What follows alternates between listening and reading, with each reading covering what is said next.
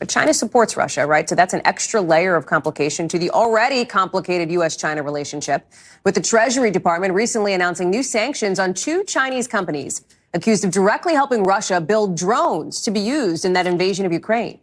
Our Janice Mackey-Frayer just sat down with the U.S. ambassador to China. She's joining us now from Beijing.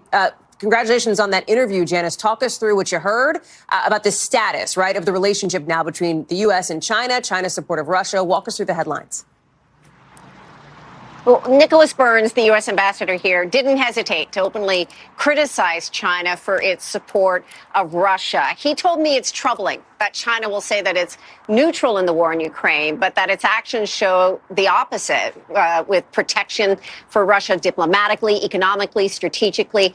And the U.S. says hundreds of Chinese companies here are exporting so-called dual-use goods to the Russian defense industrial base.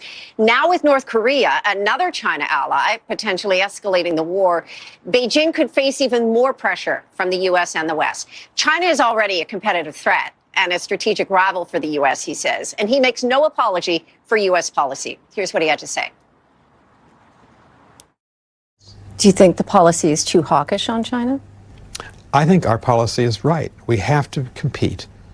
Whether you call it hawkish or not, we have to be clear-eyed by the dangers and the threat that the People's Republic of China poses to the United States, to our national security, whether it's in the Taiwan Strait or the South China Sea, whether it's on China's support for Russia. So it's a complicated relationship. It's a very challenging relationship, but it's without any question the most consequential relationship that we Americans have with any other country in the world.